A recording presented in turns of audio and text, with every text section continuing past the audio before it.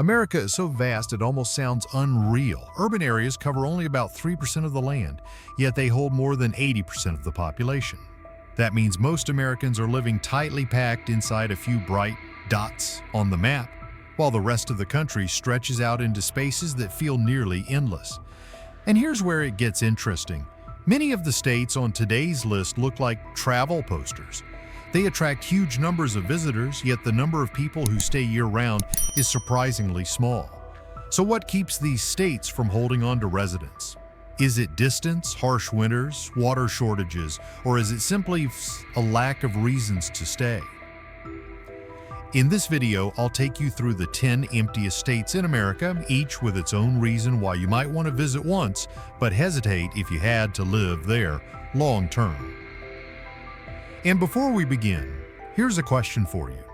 If you had to choose one state on this list to live in for exactly 1 year, which one would you pick? Number 10, Vermont. If there is one place in America where you open the door and see forest, close the door and still see forest, that place is Vermont. It sounds like a vacation paradise, right? And it truly is. But that is also exactly why it feels empty in such an ironic way. Vermont has only about 648,000 residents. That is such a small number you could fit the entire population into a single dense county in a larger state and still have parking space left over. Meanwhile, most of Vermont is green, real green. Nearly 3/4 of the state is covered by forest. You can drive for an hour and the scenery barely changes. Trees, lakes, rolling hills, and the occasional beware of moose sign that makes you wonder, wait, am I still in the US or did I just wander into a survival game? But the problem is that this beauty comes at a cost. Winter here is not the kind of a little chilly perfect for sleeping cold. In Burlington alone, the average annual snowfall is around 87.5 inches. That means you are not shoveling snow for fun once or twice. You shovel like it is a part-time job. Then comes spring, and Vermont has its own special plot twist. Mud season. As the snow melts, rural roads turn into slippery traps. You think you are about to welcome sunshine, only to be greeted by mud splashing all the way up your windshield. And here's the paradox that keeps Vermont from holding on to residents. The state attracts massive tourism, around 16 million visitors a year, roughly 25 times its population. Tourists bring in serious money, supporting a healthy service-based economy. But young people who want to build a life need something else: available housing, diverse jobs, and clear paths for career growth. Vermont is currently stuck in a housing crunch. Housing reports show the state needs tens of thousands of additional homes in the coming years just to keep up with demand. When housing is scarce, prices and rents rise, and young people start thinking, I love this scenery, but how am I supposed to actually live here? On top of that, Vermont is aging quickly. The share of residents over 65 is among the highest in the country. As a result, Vermont becomes a place that is perfect to visit but difficult to stay in long term. It is like America's five-star homestay. Everyone wants to come, take photos, breathe the air, eat breakfast with maple syrup, and then head back to places with more opportunity. So the question is, if you had the choice, would you rather be a visitor to Vermont or a resident of Vermont? Number 9. Maine. On the map, Maine sits in the far northeast corner, the kind of place where you step outside and instantly breathe in pine forest and hear ocean waves. This state is beautiful in a travel poster way, yet its population is only about 1.405 million. To put that into perspective, Maine's population density is roughly 44 people per square mile, so low that plenty of suburban areas in crowded states would probably laugh when they hear it. But here comes the sweet little trick. Maine isn't empty just because it's cold. Maine feels empty because more than half the state barely operates like the normal town model people expect. There is a region called the Unorganized Territory. It covers a little over half of Maine's land area, but the year-round population is only around 9,000 people, spread across hundreds of townships. To be blunt, you might own a sky full of stars, but in exchange you get this creeping question. Okay, how do I actually live here in a way that feels like real American life? And Maine's forest isn't the kind you visit for a weekend and then leave behind. The forest here is the real Maine character, because about 89% of the land area is forest. Drive a bit deeper inland, and houses start to thin out, billboards disappear, and your most realistic neighbors might be a deer, a moose, or a pine tree that has been standing there since you were still in school. Now, let's talk about the part everyone expects.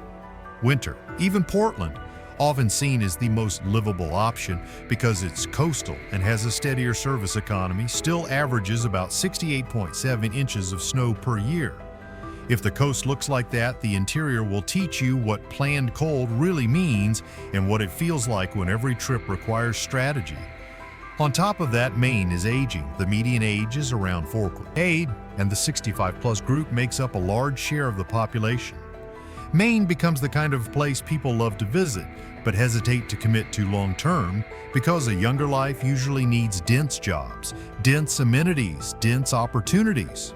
Maine gives you dense nature. The rest of those things tend to cluster in the southern stretch and along the coast. So here's the question. If you had the choice, would you want Maine to be a place you escape to for a few days or a place you live in all year?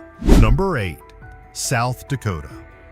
South Dakota is the kind of place that makes you ask a question back, a state with only about 924,000 people. Yet just one destination alone pulled in nearly 1.85 million visits in 2024. Yes, those four faces carved into the mountain at Mount Rushmore can feel more crowded than a whole slice of the state's population. So why is this still seen as one of the emptiest states in America? The secret is that South Dakota does not exactly lack people. South Dakota lacks people. On normal days, this state runs like a switch. In season, it lights up. Out of season, it shuts off. You can drive for dozens of minutes, sometimes an hour, and what stays in front of you is still prairie, huge sky, and a straight road that looks like it was drawn with a ruler. South Dakota has two clear population islands. Sioux Falls is the largest city, around 209,000 people. Rapid City in the west has around 80,000. Outside those 2 points, the rest of the state feels like a wide ocean where everything is stretched out. Going to a big supermarket, seeing a specialist doctor, catching a decent show, sometimes it stops being a quick trip and turns into a plan. In September 2025, South Dakota had an unemployment rate around 2.0%, the lowest in the country. Jobs exist, but jobs do not automatically turn into an urban lifestyle. Here, the biggest shortage is not work. The biggest shortage is the thickness of choices. You want a lively city, more creative industries, more nightlife, more diverse communities?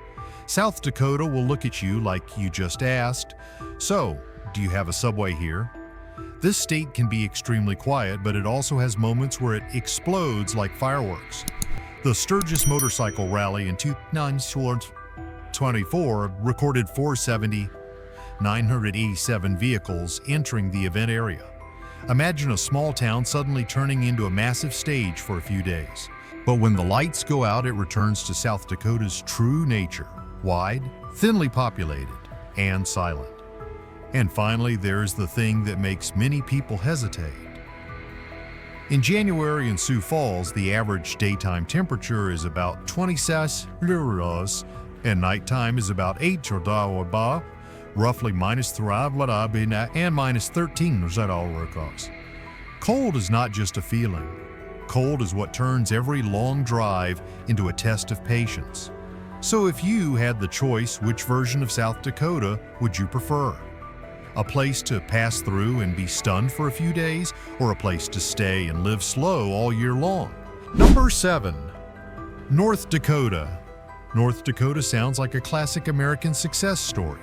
This state has oil, it has jobs, and its unemployment rate in September 2025 was only around 2.6%. But then you look at the population and it hits you. The entire state has not even 800,000 people. So the real question is, if everything is fine on paper, why do so few people choose to stay? The plot twist is in the lived feeling, not the numbers. The largest city in the state, Fargo, has only about 136,000 people. Sure, that is technically a city, but for many Americans, that is the size of a mid-sized metro area where you can loop around and start recognizing the same faces fast. And once you leave Fargo, Bismarck, or Grand Forks, the picture changes immediately. Straight roads, huge sky, and distances stretch so far that even small plans start to feel like a trip. And this is the distance tax younger people often cannot tolerate. Want a change of scenery, more dining options, entertainment, shopping, or simply that buzz of an active city? Sometimes it is not a 15-minute drive, it is a long drive. North Dakota does not lack the basics to survive. North Dakota lacks the feeling that everything is always close. But what about oil? That is the twist that people remember. Oil creates these incredibly tempting boom periods that pull workers in. Yet life here is still grabbed by the collar by the weather. One strong cold snap can force part of the oil output to pause, like a switch getting pressed down by snow and wind. That means income and business rhythm can depend on something you cannot control, the temperature outside. Then comes the winter tax. In Bismarck, January's average daytime temperature is only about 23 degrees Celsius, around -5 degrees Celsius. Just hearing that number, people picture the driving, the heating bills, the snow cover, and that early dark feeling that seems to last forever. Living here is not impossible. It is just that you have to like endurance, like quiet, and accept that everything will be slower, farther, and colder. So, if you had to choose, what would you take? A place with opportunity and wide open space in exchange for distance and a long winter, or a more crowded place where everything stays within reach. Number 6. Montana. Montana sounds like a promise. Big skies, tall mountains, glaciers, grasslands, and the feeling that you could drive for hours without seeing another soul. But the reality is striking. This state is vast beyond belief, yet its population is only around 1,500 people. That means a massive land area with roughly the population of a single large city. And that is where the real question begins to get interesting. If Montana looks like a travel poster, why isn't it a place everyone wants to move to? The first issue is that Montana does not have a large enough urban engine to pull the interstate forward. Its biggest city, Billings, has just over 120,000 people. It does have city life, but not the kind that gives you the feeling that everything is right outside your door, like in major metro areas. When the urban core isn't dense, everything else thins out with it. Career options become more limited, entertainment choices shrink, and even simple things like buying exactly what you want can turn into a drive and plan situation. But the moment that really makes people pause is money. Montana looks like a place that should be cheap and spacious, the kind of dream where you buy some land, build a wooden cabin, and live peacefully. Yet housing market data tells a different story. The typical home value in Montana is around $455,000, noticeably higher than the U.S. national typical value of about $360,000. In other words, Montana has space, but it does not always have easy-to-breathe prices. You can fall in love with the scenery, but it is your wallet that ultimately decides whether you can stay. Then there is another paradox that defines Montana. The state is sparsely populated, yet tourism can feel overwhelmingly crowded. Glacier National Park alone recorded about 3.2 million visits in I-4, nearly 3 times the state's entire population. Montana does not lack people, it lacks people year-round. There are moments when everything surges during peak season, but once the season ends, the rhythm snaps back to Montana's true nature: wide, sparse, and quiet. So who is Montana really for? It fits people who love nature and are willing to trade convenience for space. But if you want a life where everything is close and every option is always available, Montana is at its best as a place you visit, capture some stunning footage, breathe it all in, and then head back. Number 5. Idaho. Idaho sounds like a state that should feel more crowded than people expect. Its population has already passed the 2 million mark, but here is the detail that makes you raise an eyebrow.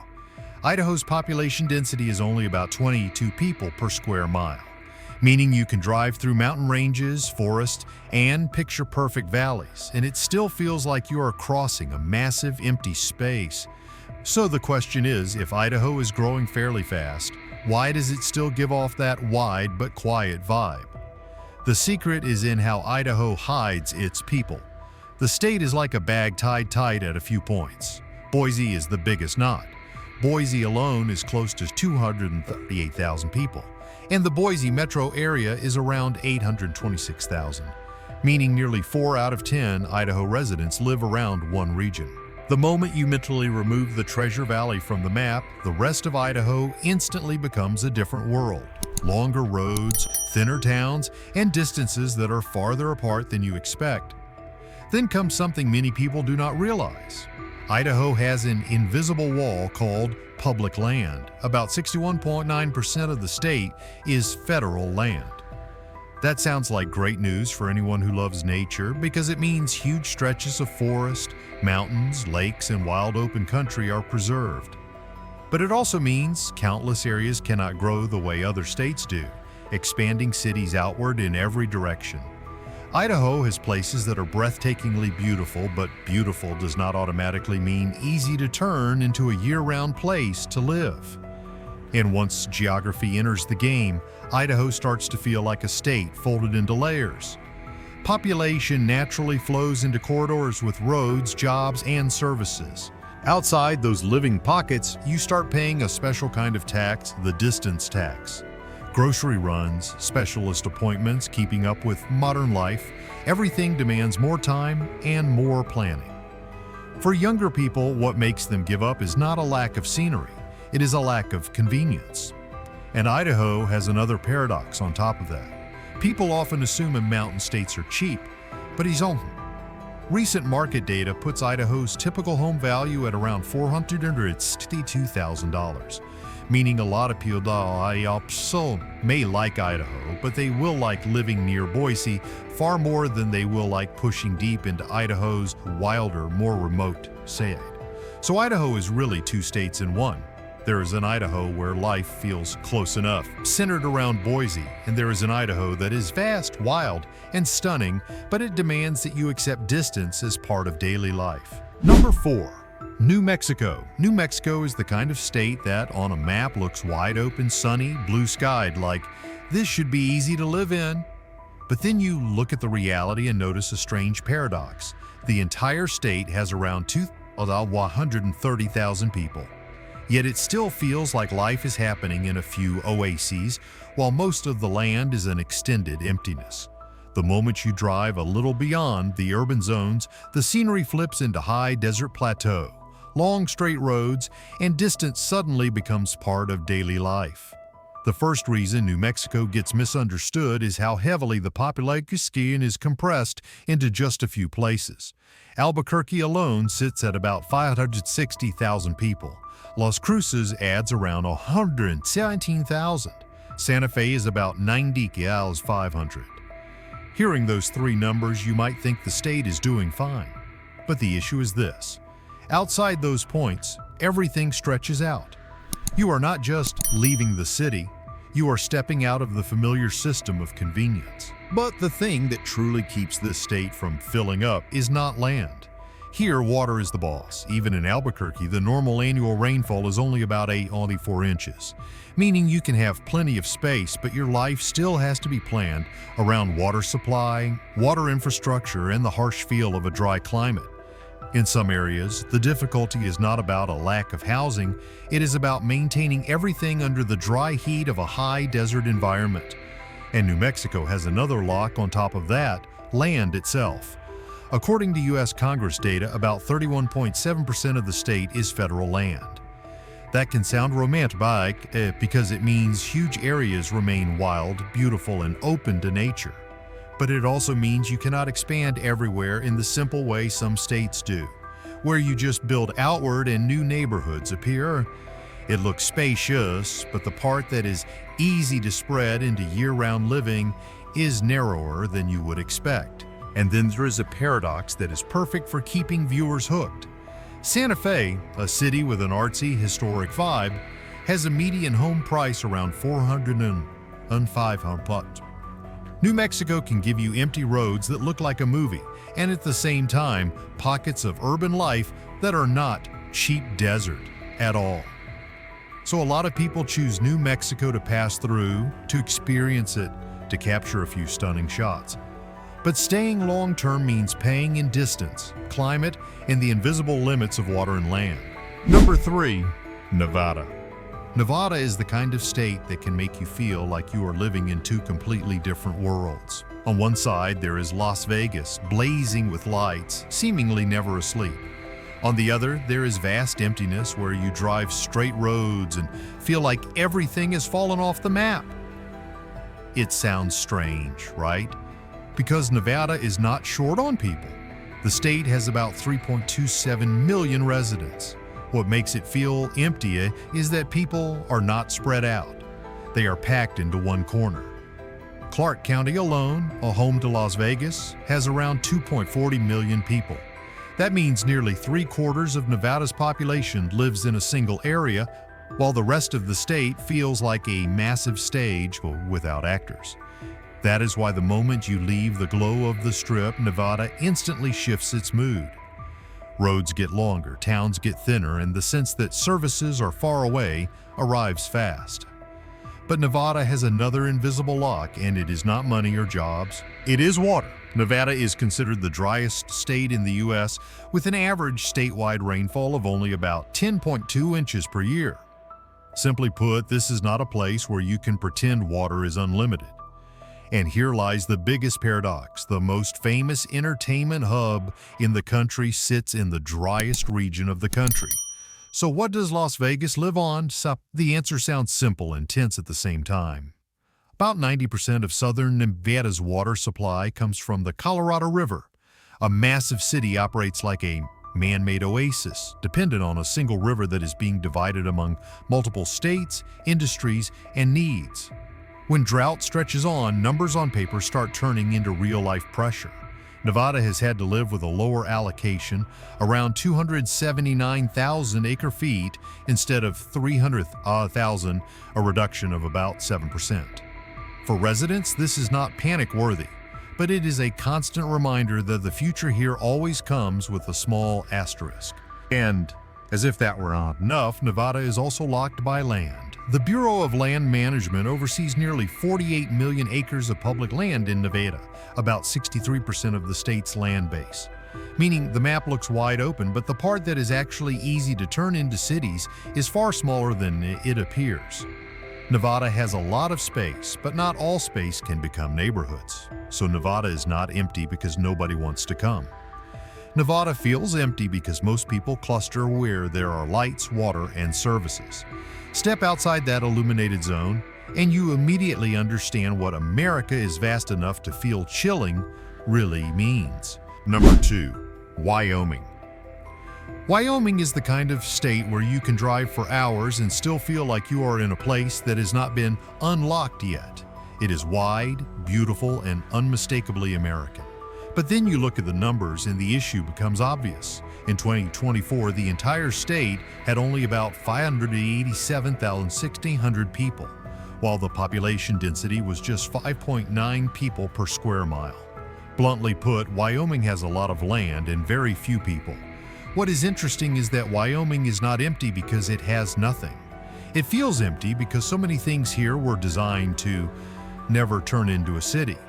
Nearly half of Wyoming's land area, about 48.4%, is federal land. That means mountains, forests, prairie, parks, wilderness, and huge spaces whose whole purpose is to stay as they are.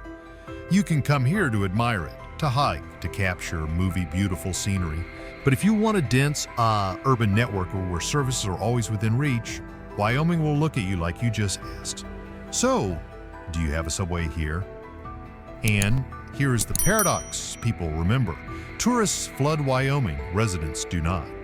In 2024, Yellowstone recorded about 4,750,000 visits. Yellowstone alone had roughly 8 times the entire state's population walking through its gates. Wyoming is like a gigantic natural stage where the audience shows up in huge numbers, but the permanent cast is tiny. Then there is the job story, and it gets even stranger. People imagine Wyoming as cowboys and open range. But in the labor market, the government sector accounts for around 66,000 jobs out of a total of about 288,000, roughly 23%. A large part of stable life here is tied to schools, public services, and government systems. That gives the state a steady foundation, but it does not create the same kind of urban surge you see in places driven by tech, finance, or major entertainment industries. What about resources? Wyoming is strong in minerals and energy, coal, oil, and gas, and specialized minerals. But those industries often rise and fall with cycles. There are times when towns feel busy and times when everything slows down. And for younger people, that kind of uncertainty can be enough to push them toward somewhere else, somewhere the future depends less on commodity prices and seasonal swings. So who is Wyoming really for? It fits people who want space, nature, and quiet. But if you want city life in the full sense of the word, Wyoming is at its best as a place you visit and then leave before you realize that distance here is not a detail. It is a lifestyle. Number 1. Alaska. Alaska is the kind of state that forces you to redefine the word far. It is unimaginably huge, yet its 2024 population is only around 40,000 people. The population density is just 1.3 people per square mile. In other words, this is a place where you can have an entire sky, an entire mountain range, an entire forest, and almost no neighbors. But Alaska is not empty because it is unattractive. Alaska feels empty because here, roads are not the default. The state has about 17,600 miles of reported public roads, and only around 35% are paved. That already sounds hard, but the real shock sits somewhere else. According to the state's transportation documentation, 80% of FAA-recognized communities are not accessible by road, and as many as 2,001 communities can be reached only by air. Meaning for many people in Alaska, going somewhere is not driving, it is booking a small flight, flying over forests and glaciers, and landing on a gravel runway like you are running a supply drop. And because of that, Alaska has a strange paradox. It has few residents, yet it functions as a massive cargo hub. Ted Stevens Anchorage International Airport is described by the state as ranking second in North America by landed cargo weight, and it sits among the world's top airports for cargo throughput, around 3.6 million tons per year. The place with so few people becomes an aerial freight highway because if you want to live in Alaska, so many things have to fly in. But logistics is only the beginning. The part many people cannot endure is the rhythm of light. In Fairbanks, winter days can shrink to just a little over 3.5 hours of daylight. And in Utqiagvik, in far northern Alaska, there are periods when the sun does not rise for nearly 2 months. You are not only dealing with cold, you are dealing with the feeling that time itself has been compressed, and that winter stretches on like a story with no ending. And here is the question that makes people laugh, then fall quiet. Alaska even pays you. In 2025, the announced PFD amount was $1,000 for eligible residents. But even with that support, many people still do not choose to stay because the cost of living is noticeably higher than average. In Alaska, buying something ordinary can feel like you are also paying the shipping cost of an entire expedition. So who is Alaska really for? It is for people who want real freedom, real space, and who accept that life here is not just living, it is adapting. But if you need everything close and always available, Alaska might be the most beautiful place to dream about more than a place to live. So after these 10 states, one thing becomes pretty clear. America feels empty, not because it lacks land or beautiful scenery, but because there are quiet forces that decide where people actually stay. Distance, infrastructure, water, climate, jobs, and the level of convenience each person needs.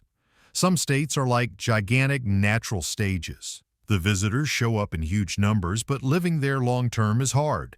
Some states are not bad at all, they are simply not built for the majority. Now it is your turn.